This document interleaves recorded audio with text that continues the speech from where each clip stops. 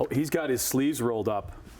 He is ready. He is ready to go. That's the political way of saying it's time to work. Time to work. Okay, let me work here. I got some questions for you. St. Catharines Mayor Mat Siscoe on the show. Supposed to be here last week. You've been doing a lot of traveling recently. Yeah, I've a number of different conferences I had to be at. I also took a little bit of time. I haven't had a vacation since the job started. What? You're not allowed to have a vacation? I know.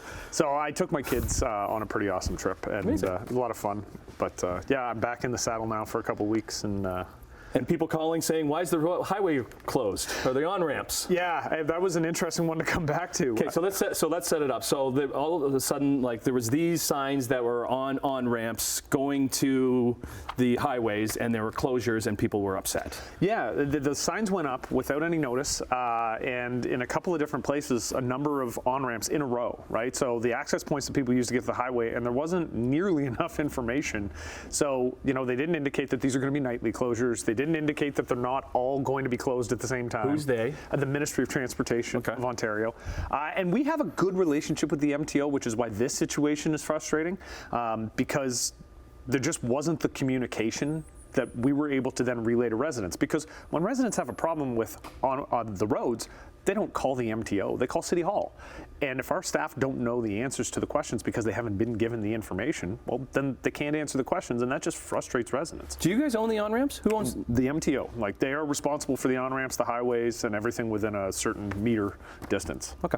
The Statue of Private Watson. So that was a big debate that we've talked about in the past. It was taken down a few weeks ago. Yeah, it was taken down last week and moved. And this is an important, you know, like, I watch a lot of online, and people get really angry and want this to be a culture war thing. And it's like, no, this was always intended to be the man's gravestone. It's been moved to Victoria Lawn Cemetery, where he's buried.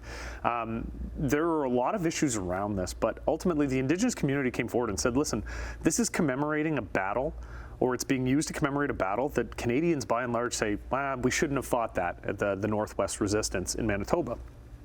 So they asked us to move it. We'd gone through a couple of debates, but the truth also is, you know, like, leaving it on the front lawn wasn't okay. Like, it was kind of falling apart. Council didn't want to put the money behind actually restoring it. By moving it, we could do some restoration work, not nearly as expensive, but it's also where it's supposed to be. And, you know, there's a couple of columnists that want to turn this into a culture war thing, but I think they're just trying to pump their own social media stats. It's kind of embarrassing, to be honest. Folk Arts Festival last weekend? Yes, Folk Arts, this is a massive part of what goes on. This is the 56th year. It's the longest continuously running folk arts festival in Canada. Winnipeg can forget their nonsense. They're not correct in that. We're the number one. Oh, battle with Winnipeg. I'll go after Winnipeg. Roll those sleeves up even more. I'll go after Winnipeg all day long. It's cold, too. Oh, goodness. What are these pictures? So this was from yesterday. We actually had a basketball game with a bunch of folks from the newcomers community. With the police department was out, the fire department was out. We're all playing basketball. I am terrible, but I do rep a Canada basketball jersey pretty well, I think. What's with the armband? So that's just a fitness tracker that I wear. Hey, I'm trying to stay fit. It reminds me to work out and try and take care of myself. It's self-care. Good. Right. How many points did we get? You know what? I was only there for the first half. This is my second year playing, and this is my first basket.